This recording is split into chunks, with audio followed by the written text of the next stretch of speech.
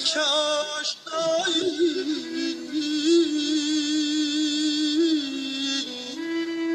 سه دو یک بفرم.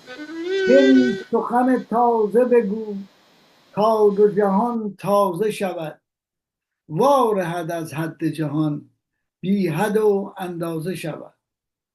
با درود و ادای احترام خدمت شما مخاطبین گرامی، سخن امروز 28 اکتبر 2025 رو آغاز میکنیم.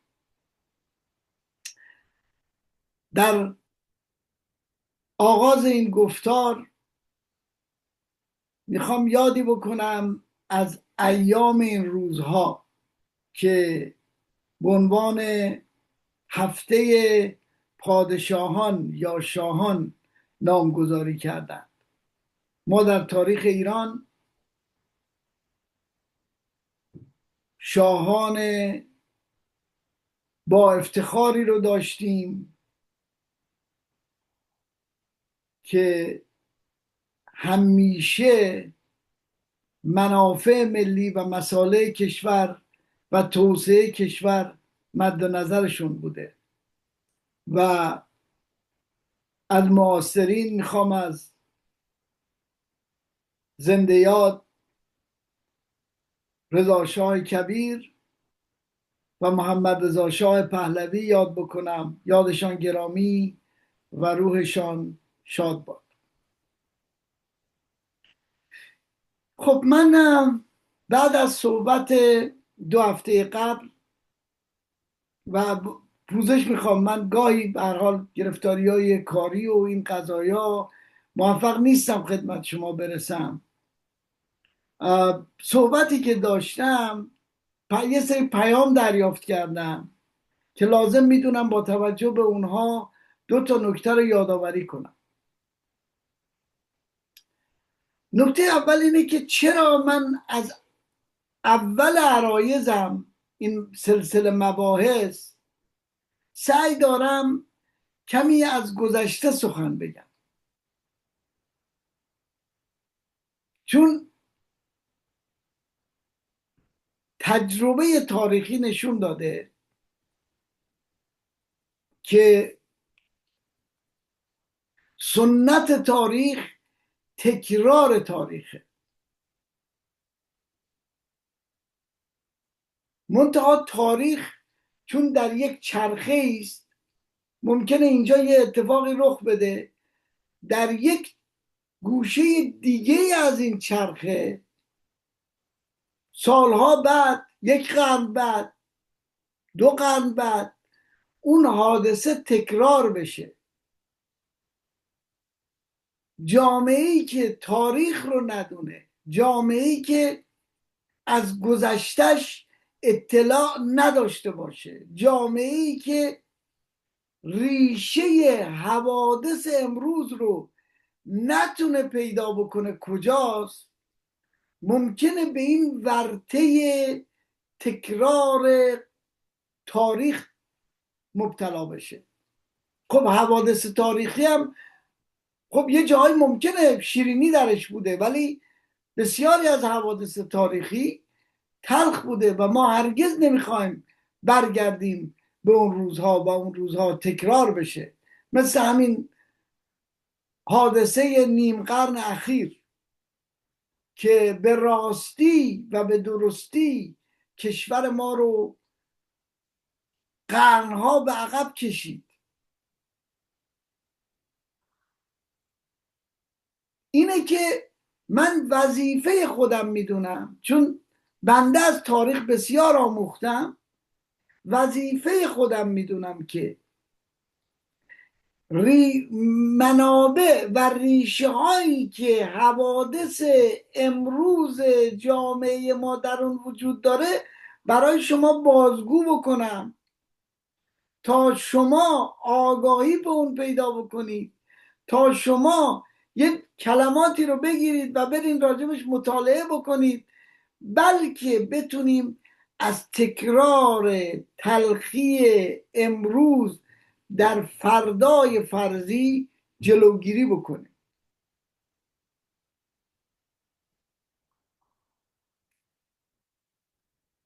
به ویژه که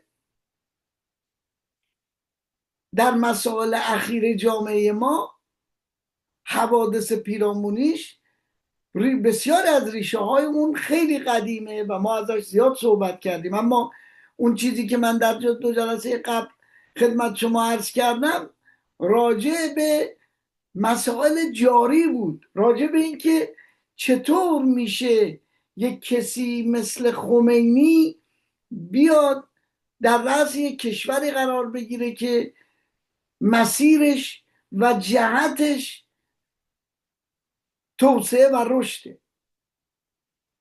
و برای همین به این پرداختم که چرا باید موسی صدری حذف میشد تا خمینی در رأس این جریان قرار بگیره. این یه نکته دومی که میخوام اشاره بکنم، با توجه به اینکه بسیاری از شما بینندگان و مخاطبین گرامی خوشبختانه عرایض بنده رو در این برنامه یا برنامه‌های مشابه ملاحظه کردید، پیام گرفتم که خب شما گفته بودی، یعنی من گفته بودم که موسی صدر به تهران منتقل شده، درسته، اما نقش لیبی و قذافی، حالا خودش یا عواملش، شایدم عوامل دیگه دخیل بودن تو این قضیه، در حذف موسی صدر از جریان انقلاب ایران، حادثه سال 57 محرز و مسلمه. بعد از سقوط قذافی هم همینجور که من در جای دیگه هم گفتم موسی صدر رو منتقل کردن به ایران و بعد از چند سالم فوت میکنه ظاهرا اونجا، برای اینکه موسی صدر اگر یک موش برمیگشت به لبنان، تمام نقشه های جمهوری اسلامی در رابطه با لبنان و شیعیان لبنان نقشه بر آب میشد.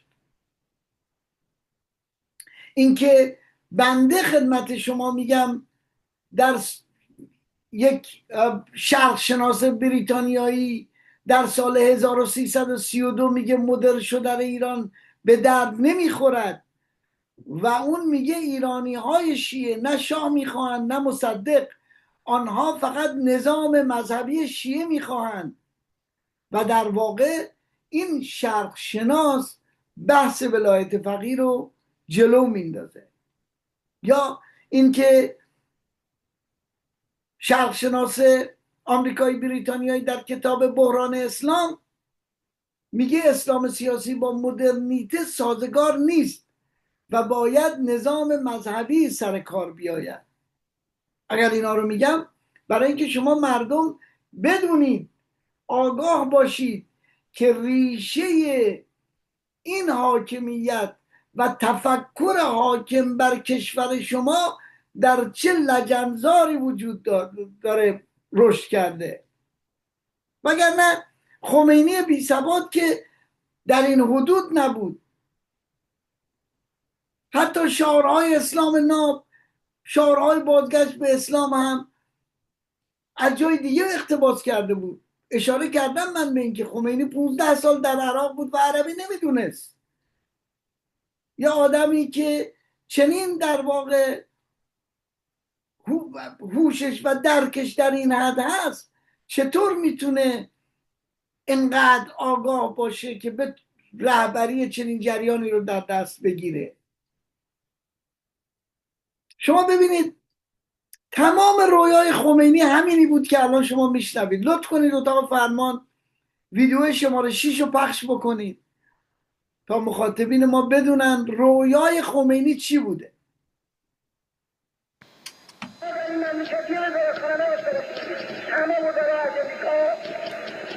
خب یک کم از ما خب ببینیم فرهنگ دست ما خودمون رو دارم کسی رو بگیره فرهنگ میکنیم باید دارم میکنیم اگر از شما بهتری دارم این بعد از 10-15 سال ما رو بینیشیم به یه مدتی دست ما بدید، فرهنگ رو دست ما بدید، وزیر فرهنگ رو از ما قرار بدید، یه مدت هم مهلت بدید که ما کار را خوش انجام بدید. بذارید تعیین کنیم ما یه نفر را رئیس فرهنگش کنیم، یه نفر را وزیر اوقافش بکنیم. اوقاف را هم وقت ببینید که اینطوری که الان دارن میشی خور میشه نخواهد شد. همه نفر رو بکنید کار دست ما بدید که ببینید چه خواهد شد.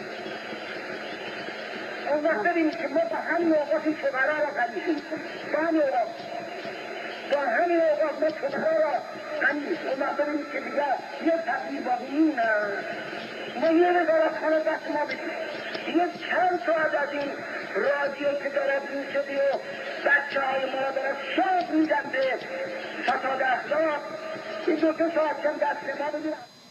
3 2 1 بفرمایید. بله هموطنان، خمینی رویاش این بوده، میگه وزارت اوقاف رو بدید دست ما، ببینید دیگه بعدش هیچ فقیری پیدا میشه.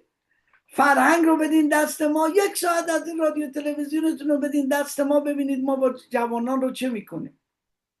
این نهایت رویای خمینی بوده. رفسنجانی در خاطراتش میگه ما آرزو داشتیم که حرکات ما، مبارزات ما یک اصلاحاتی تو سیستم ایجاد بکنه. حالا ببینید همین حاکمیت نیم قرن تمام رسانه ها، تمام روزنامه ها، تمام اموال این کشور دستش بوده و ماحصل و نتیجهش همینه که دارید میبینید.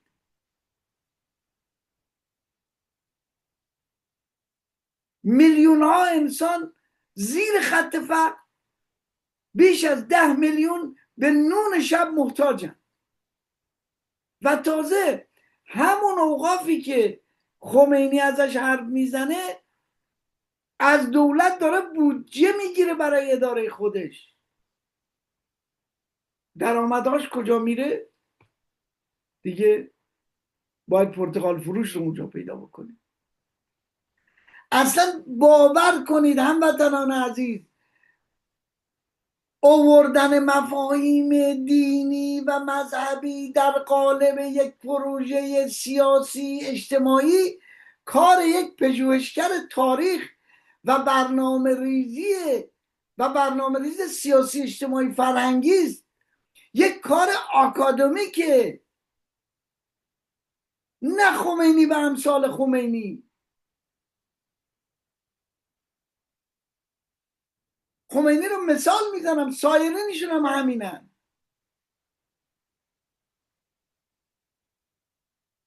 اینها سوادشون و درکشون در این حدی نیست که بتونن توی به این حوزه ها بیندیشن و فکر بکنن. شما سخنان خمینی رو شنیدید.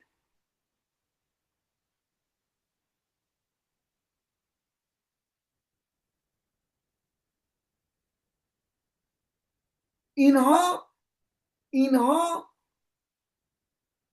فهم و درکشون به گونه است که هر جا شما بیارشون، به جز یه تعداد محدودیشون که این تعداد محدود از حوزه بیرون کشیدن خودشون رو، در واقع خودشون رو از اون دایره بسته حوزه آوردن بیرون، برای همین تونستن تعقیب بکنن. تمام آخوندهایی که یه ذره نقش داشتن کسایی بودن که از حوزه اومده بودن بیرون، وارد عرصه دانشگاه شدن.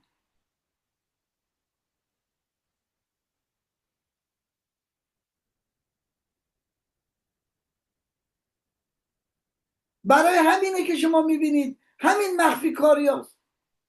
امروز چنان دارن از خودشون، خود حاکمان چنان دارن از نفوذ حرف میزنن که یکی از بیرون نگاه میکنه دهنش باز میمونه که چه خبره اونجا، در حالی که نفوذ از مخفی کاری شروع میشه.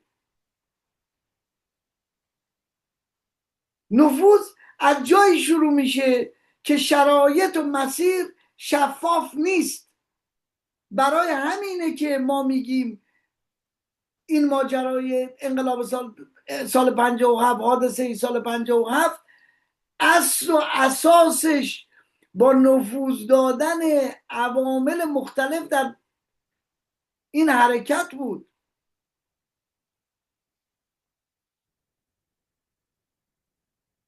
نفوذ امروز نتیجه عدم شفافیت دیروزه.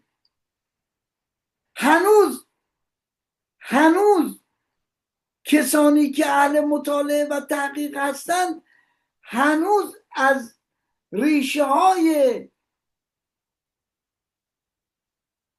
حادثه سال 57 حرف نمیزنن. هنوز اینطور نیست که از ریشه های اندیشه های خمینی بگن یا سایرین.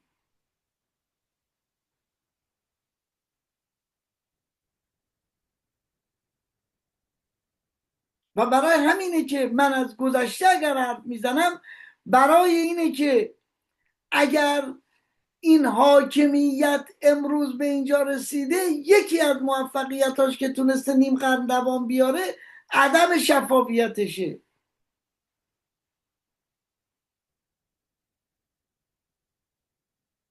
در همه حوزه ها شفاف نبودن. اگر حوادثی که در واقع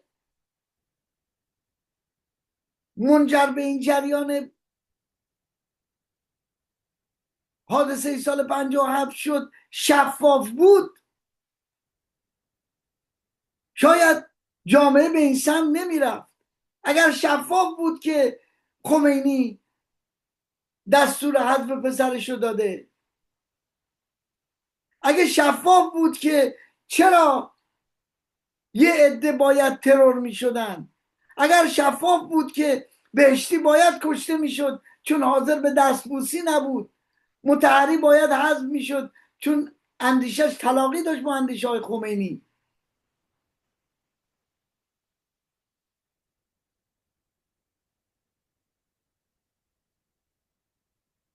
هرگز اینا شفاف سازی در هیچ حوزه ای نکردن. مگه 8 شهریور رو شفاف سازی کردن؟ اینا هر کم دنبال شفاف سازی بود خفش کردن و حذفش کردن. برید ماجرای ترور قدوسی رو نگاه بکنید. خود بنده به عنوان صاحب امتیاز و مدیر مسئول روزنامه تیتر اول زدم برخی مقامات ایرانی ارزها رو از کشور خارج میکنن. آی بگیر و ببند و اون فضا سازی و جف سازی. و بعد منو بردن دادگاه، به جرم توهین به مقام معظم رهبری محاکمه کردن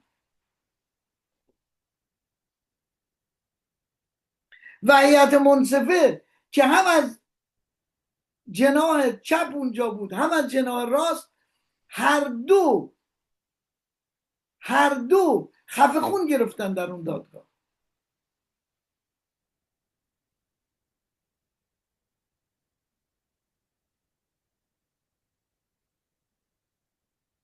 هیچ کدوم از ماجراهای پشت پرده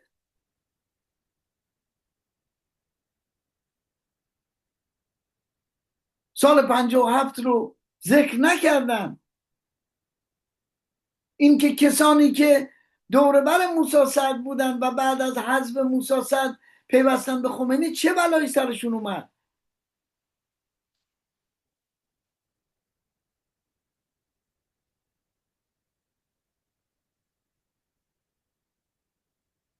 چه کسانی باید حذف می شدن تا اونهایی که امروز کشور رو در اختیار دارن بتونن کشور رو در اختیار خودشون بگیرن. تا کشور به دست کسانی بیفته که من اسم و رسم گفتم اینجا، به دست کسانی بیفته که در خدمت مافیایی باشن که جز به ثروت و غنای ایران به هیچ چیز دیگه فکر نمی کردن.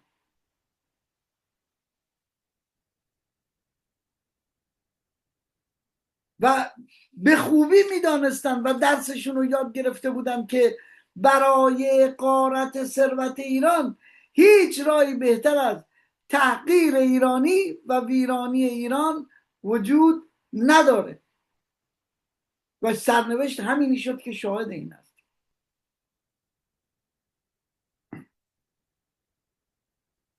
کل ماجرا و اتفاق سال 57 یک حرکت ارتجاعی و واپسگرا بود. خود خمینی به صراحت میگه این رو و برای همینه که در یک حرکتی که ریشش و اساسش بر اساس ارتجاع، اندیشه ارتجاعی و واپسگرایی است، چرا توقع داریم در حوزه های دیگه بتونه قدم به جلو برداره؟ چرا فکر میکنیم که در حوزه های دیگه میتونه یه قدمی به جلو برداره؟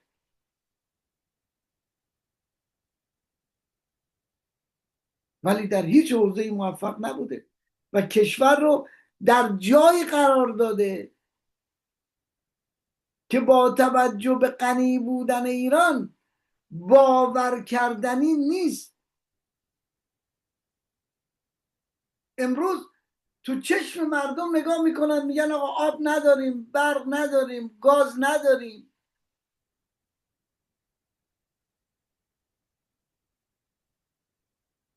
ولی ریشه این اندیشه اینه که ایران غنیمت اسلام است و این جماعت از ایرانی‌ها دارن جزیه میگیرن، متاسفانه گذاشتن مالیات.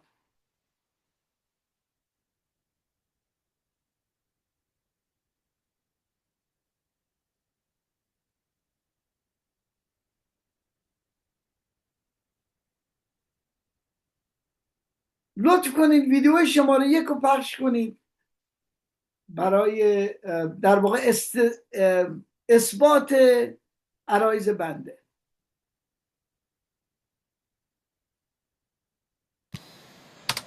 و من این یک کلمه رو عرض بکنم، شاید قبلا هم عرض کرده باشم، و اون این که من از اول که در این مسائل بودیم و کم کم آثار پیروزی داشت پیدا می شد، در مصاحبه هایی که کردم چه با کسانی که از خارج آمدند حتی در نجف و در پاریس و چه در حرفهایی که خودم زدم، این کلمه را گفتم که روحانیون شغلشون یک شغل بالاتر از این مسائل اجرایی است و اگر چنانچه اسلام پیروز بشد روحانیون میرن سراغ شغلهای خودشون. لکن وقتی که ما آمدیم و وارد در معرکه شدیم دیدیم که اگر روحانیون را بگیم همه برید سراغ مسجدتون، این کشور به حلقوم امریکا یا شوروی میرد. ما تجربه کردیم و دیدیم که اشخاصی که در رأس واقع شدند و از روحانیون نبودند، در این حالی که بعضیشون هم متدین بودند، از باب این که اون راهی که ما میخواستیم بریم و اون راه این که مستقل باشیم و با نان و جو خودمون بسازیم و زیر فرمان قدرت‌های بزرگ نباشیم، اون راه با سلیقه اونها موافق نبود و لحاظا چون اونجا دیدیم که ما نمیتونیم در همه جا یک افرادی پیدا بکنیم که 100% برای اون مقصدی که این ملت ما برای او جوانهاشون را دادند و اموالشون را دادند نمیتوانیم پیدا بکنیم، ما تن دادیم به این که رئیس جمهورمون از علما باشد و گاهی رئیس فرض کنید که نخست وزیرمون هم همینطور و در جاهای دیگه هم که قبلا گفته بودیم بنا نداریم اینطور باشد. 3 2 1. بله، در حالی که این مردک داره دروغ میگه.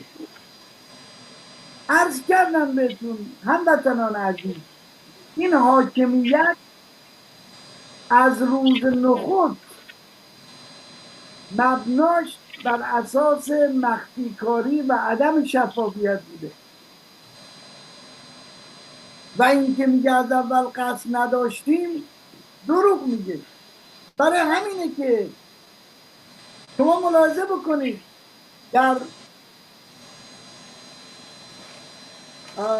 قانون اساسی چگونه همه مناصب تعریف شده برای این طبقه خاص.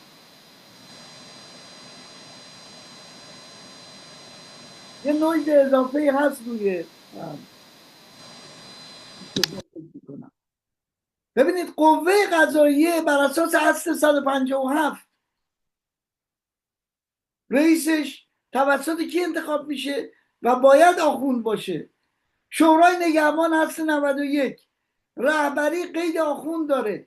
اصل 5 107 و 109 باید مجتهد فلان فلان باشه.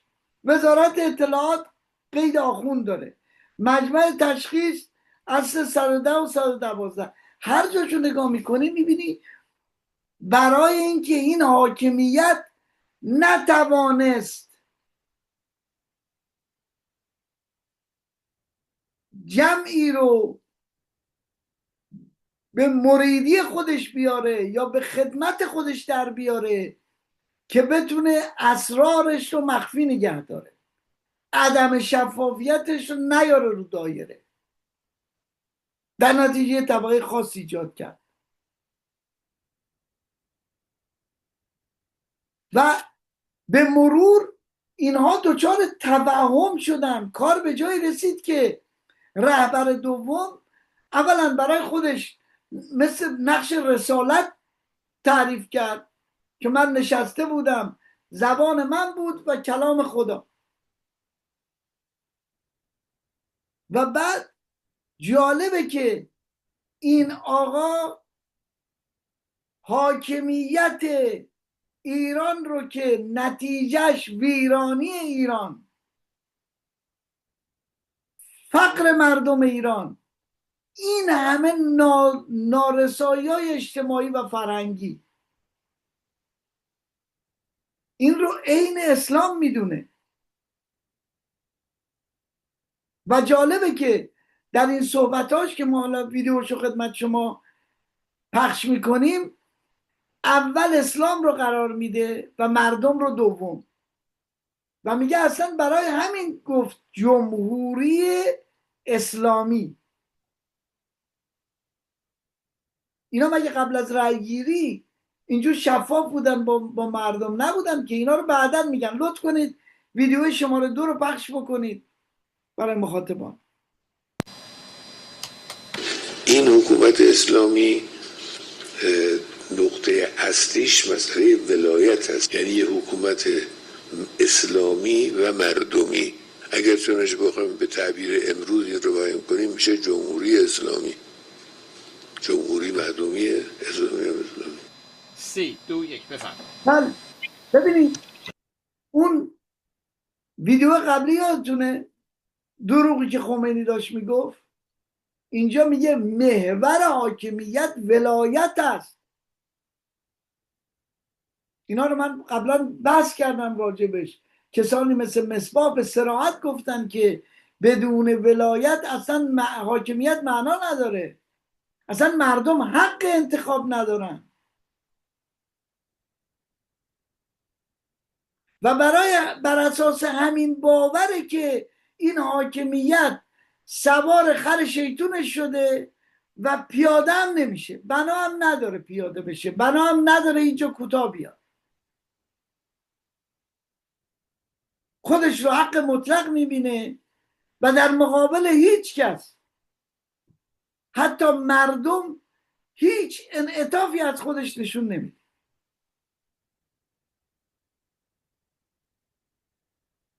در حوزه سیاسی از مذاکره حرف میزنه ولی به دنبال هیچ بدبستانی نیست.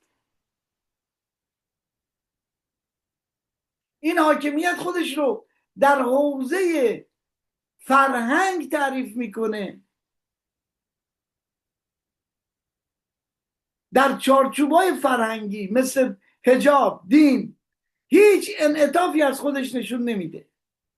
اگر هم یه جایی مثل حوزه حجاب و موسیقی یه ذره الان کوتاه اومده، من به شما اطمینان میدم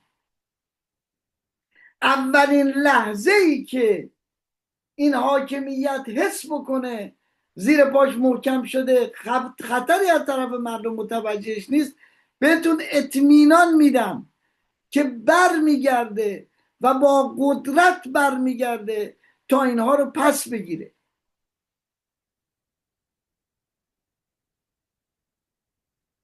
و امید تغییر و انعطاف از این حاکمیت امیدی است که هرگز تحقق پیدا نخواهد کرد.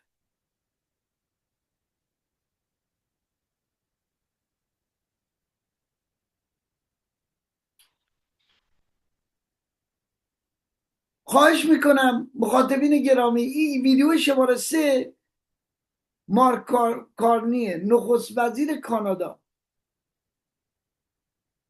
اول این صحبتاشو ویدیو سعی میکنم توضیح بدم که زیرنویس داره، ولی سعی میکنم توضیح بدم که معنای دیپلماسی و مذاکره و انعطاف یک آدم مسئول در مقابل مردم چگونه خواهد بود. لطفاً ویدیو شماره 3 رو پخش بکنید.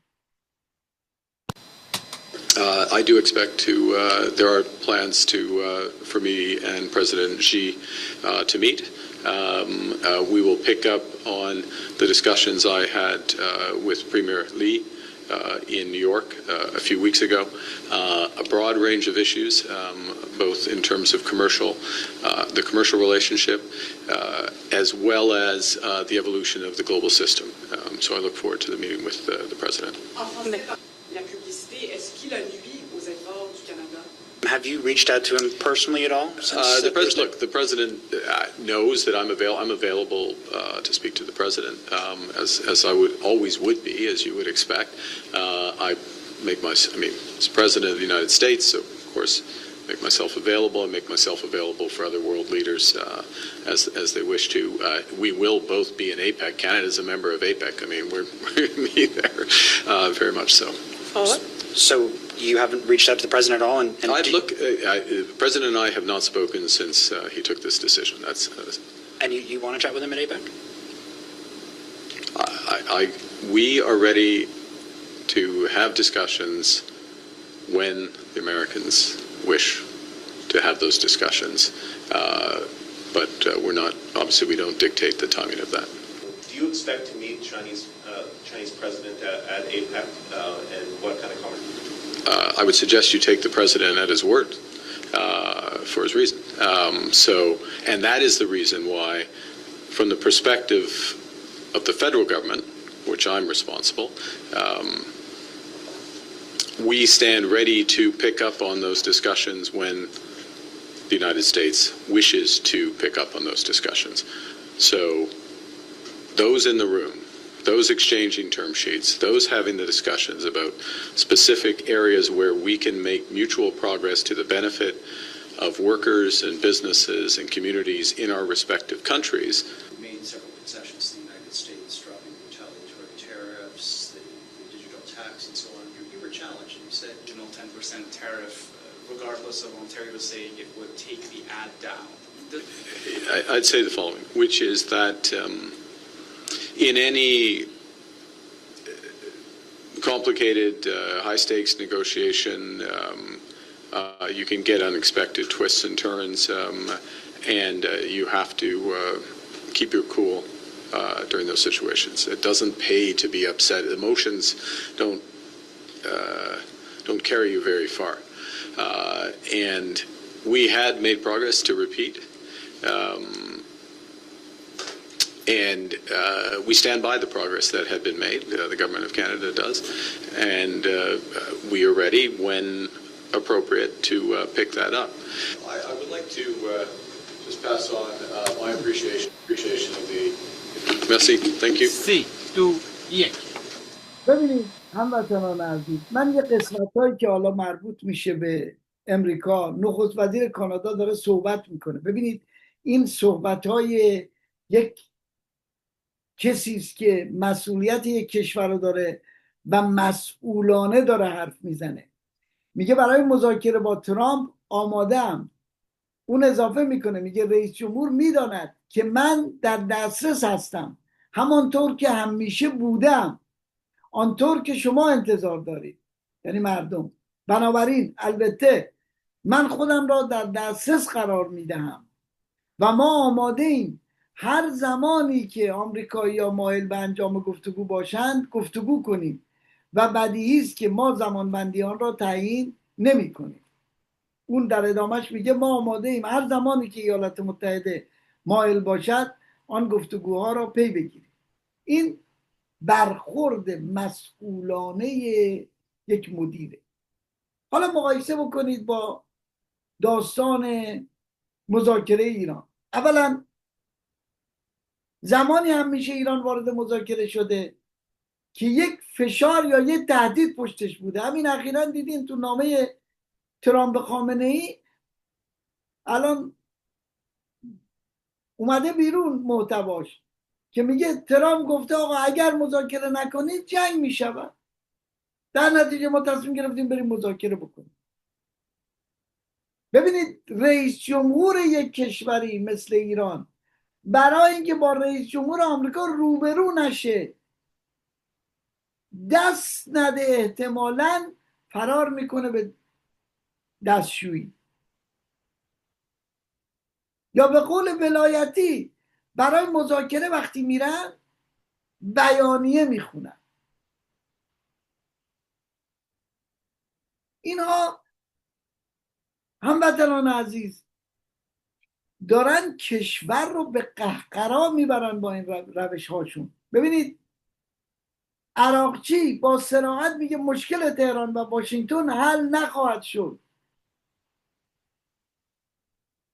میگه چون ایالات متحده خصلت سلطه طلبی و جمهوری اسلامی ویژگی زیر بار سلطه نرفتن را دارد، مشکل میان تهران و واشنگتن حل نخواهد شد. عراقچی راه برطرف شدن اختلاف نظر جدی تهران با واشنگتن و رسیدن به تعامل را کنار گذاشتن خوی سلطه‌گری آمریکا میداند. شما سخنرانی نخست وزیر کانادا رو دیدید؟ ببینید خامنه ای چجوری با لحن 28 مهر تحقیرآمیز راجع به تهران حرف زد. اصلا گفت ترامپ فاقد صلاحیت گفتگوست و پیشنهاد مذاکره مستقیم با آمریکا رو رد کرد. حالا اسماعیل بقایی سخنگوی، اینم عدم شفافیت. ببینید سخنگوی وزارت امور خارجه همان روز گفت تماس‌ها با واسطه میان تهران و واشنگتن کم و بیش برقرار است، اما فعلا خبری از مذاکره نیست. ولی هرگز اینا به شما مردم نگفتن که این تماس‌ها چیست، چه کسی داره این تماس‌ها رو اداره میکنه. یه جا دیگه عراقچی باز میگه که آمریکا برای ما پیش شرط مذاکره میذاره، در حالی که خود همین ها مگه پیش شرط مذاکره نذاشتین؟ تو همون نیویورکی که داره بهش اشاره میکنه. اما مشکل جای دیگه است هموطنان عزیز. من میخوام شما به این معنا توجه بکنید لطفاً. عباس آخوندی میگه کشورهای منطقه کاملا به این نتیجه رسیدن که ایران فاقد دولت ملت است و اصلا دولت وجود ندارد که مذاکره کنن.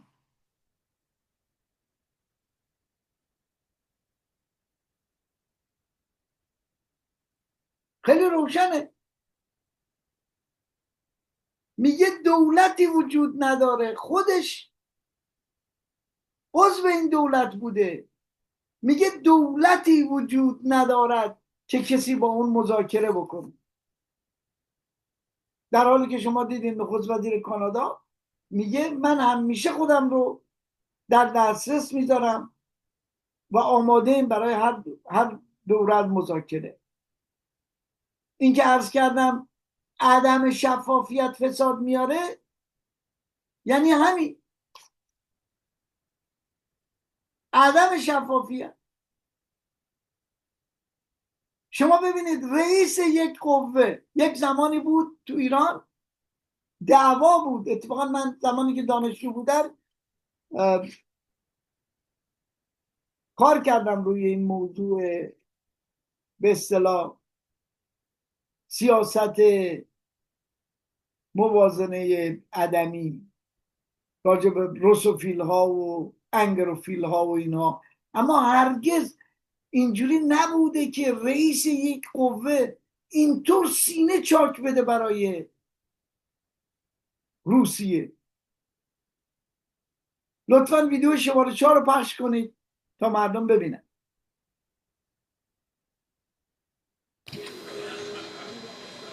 میدانم انتقاد صریح خود را نسبت به مواضع رئیس جمهور و وزیر خارجه اسبقمان اعلام کنم که دقیقاً در شرایطی که مسیر همکاری‌های راهبردی ما با کشور روسیه در حال پیشرفت است، با مواضع خود به این مسیر لطمه زدند.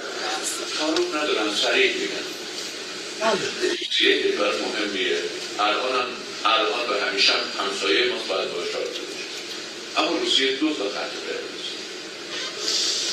در مورد یک، ایران هیچگاه نباید روابط عادی با دنیا داشته. این خط قرمز بدون تردید روسیه است. من بعد از 40 سال کار با روسیه خودشونم. 2، ایران نباید به درگیری با دنیا بکشه. چرا؟ چون روسا بر اساس معادلات خودشون معتقدن که درگیری ما بازم به معنی تفوق دنیا میشه بر ایران و نهایتش این میشه که مرابطت با دنیا. این 2 تا خط قرمز. 3 2 1. ببینید هموطنان عزیز، سال اول اینه، این مسیر همکاری راهبردی آیا به نفع مردمه یا به نفع حاکمیته؟ کی از این مسیر همکاری راهبردی روسیه و کشور ما چیزی میدونه؟ چرا چیزی نمیگن راجع به این در واقع همکاری راهبردی با روسیه؟ واقعا آیا شرایط به گونه‌ای شده که امروز روسوفیلا علیه انگروفیلا قیام کردن دوباره؟ آیا قالیباف تصور میکنه که شاید با یک کشتار، که ویدیویی ازش در اومد که گفت من چماق برداشتم موتور 1000 رفتم کف خیابون، با یک کشتار پرویز مشرف یا جنرال ضیاءالحق میشه؟ آیا این دفاع جانانه آقای قالیباف از روسیه یک لکه ننگ در پرونده اون نخواهد بود؟ آیا این نتیجه همون نامردی که روحانی ازش به عنوان مردی یاد کرد که در حق قالیباف کرده نیست؟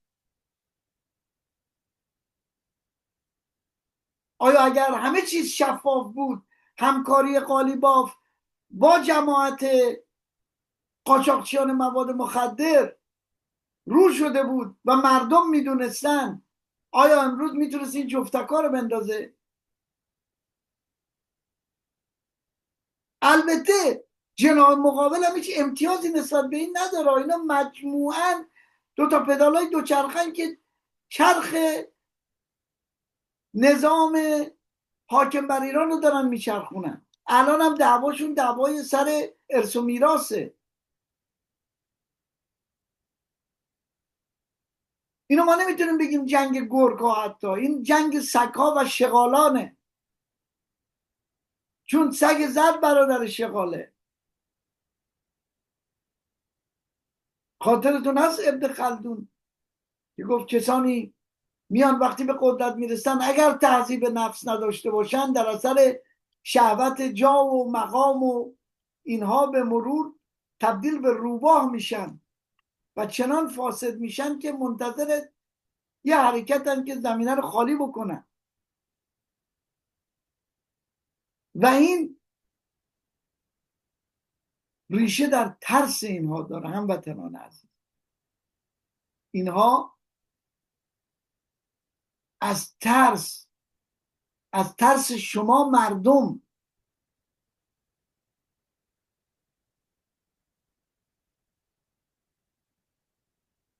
چنین سخن میگن. یه نمونه دیگهش ویدیو شماره 5 رو لطف کنید.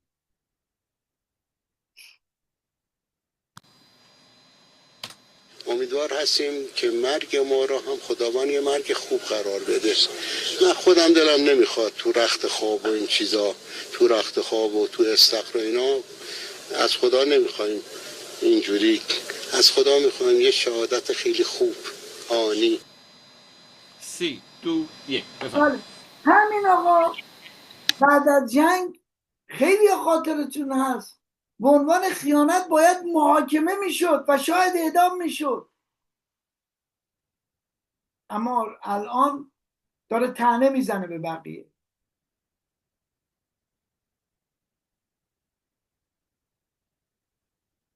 استخر رو میگه، اشاره میکنه به ماجرای رفسنجانی. اتفاقا اخیراً چیزی به دست من رسید که روحانی در جلسه ای میگه من در وصیت‌نامه‌ام اسامی قاتلان رفسنجانی رو نوشتم. بازم عدم شفافیت. خاطرتون میاد من در یکی از برنامه راجع به ساختمان شیشه‌ای صحبت کردم، گفتم برگردین فیلم اون رو نگاه بکنید. حالا امروز میثم رمضانعلی فعال سیاسی اصولگرا در برنامه گفته ساختمان شیشه‌ای صدا و سیما به خاطر موشک نسوخت بلکه آتش گرفت و سوخت. به افزود میتوانستن خاموش کنن، یعنی باید این کار رو انجام میدادن، توانش رو هم داشتن ولی نکرد. برای همینه که ما میگیم بسیاری از این حذف‌ها کار داخلی هاست. کسانی بودن که همون جوری که همین آقای شمخانی راجع به احمد متوسلیان گفت یک دندون کرخونده بود کندیم انداختیمش کنار، کسانی را حذف کردن که صد راهشون بودن و اکثر اونها مخالف حرفای همین آقای بودن، رئیس مجلس بودن، مخالف روسوفیل ها بودن. در حال مخفی کاری پشت مخفی کاری، همین مکانیزم ماشه. اصلا متن مکانیزم ماشه منتشر شد.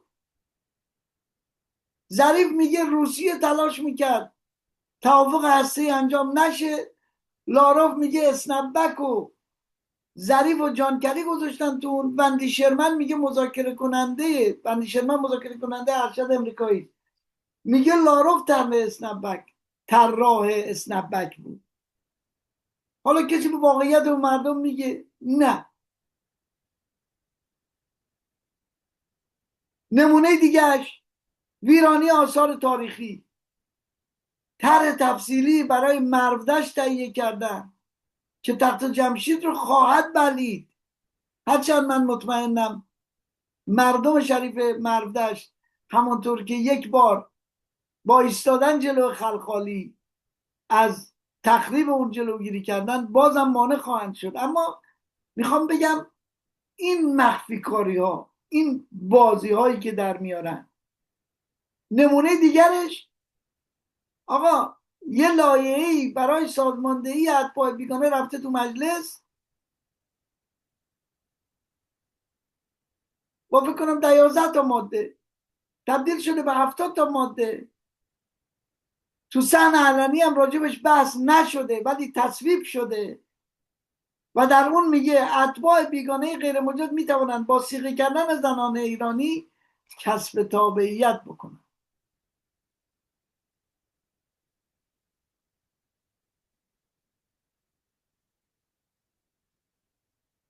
50 سال به ما دروغ گفتن، 50 سال به من و شما گفتن هر چه فریاد دارید سر امریکا بکشید. خاطرتون میاد؟ حالا پزشکیان بالاخره واقعیت رو گفته، میگه مقصر وضعیت مدیران، مسئولان، سیاستمداران و قانونگذاران هستند، نه آمریکا. و شرایط کشور چیزیه که داریم میبینیم هموطن عزیز.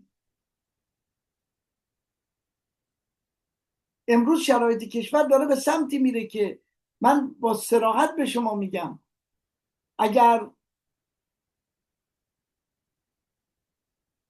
در واقع آگاهانه جامعه عمل نکنه، یا میتونه کشور تبدیل بشه به یه الگویی مثل روسیه، یه دیکتاتور ملیگرا بر مبنای اینکه مشروعیت خودش رو از احساسات ضد غربی بگیره.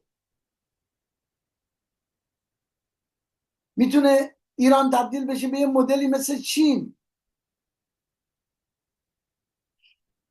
ایدئولوژی انقلابی رو کنار بذاره در مقابل توسعه ولی کنترل جامعه.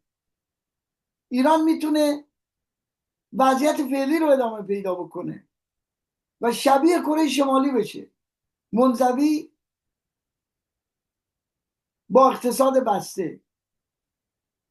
یا چهارمین راه ایران سیطره کامل سپاه و تبدیل جمهوری اسلامی به یک دولت نظامی مشابه پاکستان. پنجمین مدلی که میتونه فرض بشه اگر جامعه وظیفه خودش انجام نده، مدل ترکیبیه که در اون ایران به یه الگویی مثل ترکیه تبدیل میشه، یه ترکیبی از ظاهر انتخابی ولی به شدت اقتدارگرا. اما اگر جامعه آگاهانه عمل بکنه، من یه راه حل جدید دارم و اون اینه که هموطن عزیز بیایید رویا ببافیم. رویا نه برای خود رویا، رویاهایی برای تحقق پیدا کردن و تولید رویا در جامعه‌ای رخ میده که استمرار و تداوم داشته باشه. برای تداوم حیات لازمه، وگرنه کارخانه رویا سازی تعطیل میشه. برای همینه که جمهوری اسلامی در حیات مردم، در داشتن یک زندگی معمولی رخنه ایجاد میکنه، هر روز با یک بازی جدید.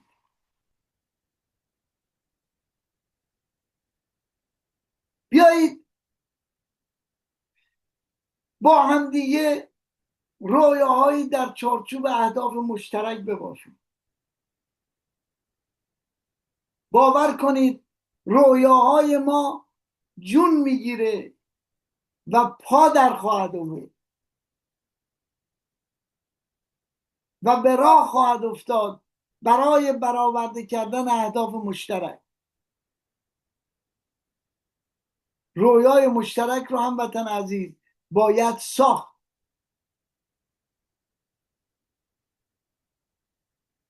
وقتی از رویای مشترک در حوزه‌های سیاسی، اقتصادی، فرهنگی حرف میزنیم، یعنی داریم از اهداف مشترک حرف میزنیم. رویای مشترک زبان سیاسی مشترک میآفرینه.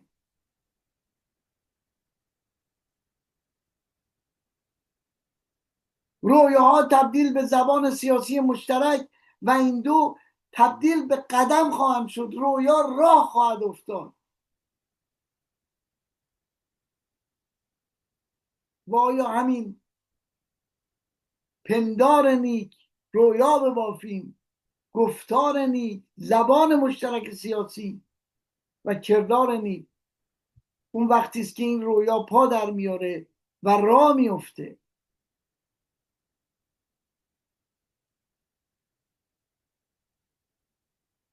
در جامعه این چنین نه خرافات جا داره، نه القاءات بی معنا جا داره، در هر قالبی میخواد باشه، نه فریب، نه دزدی، نه غارت.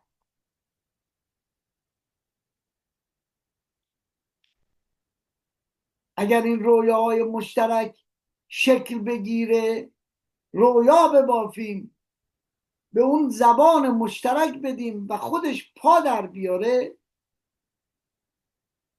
اون وقت جامعه خلق میشه در حد و شأن توی ایرانی.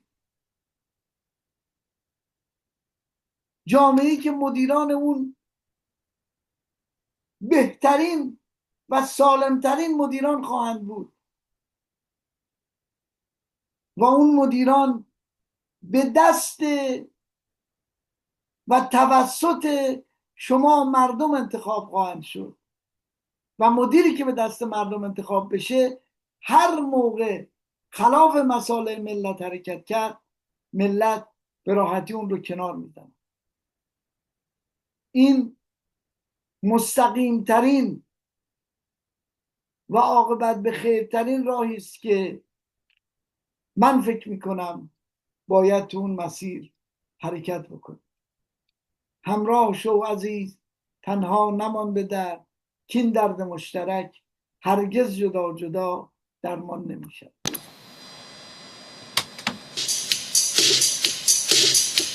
جناب مهدوی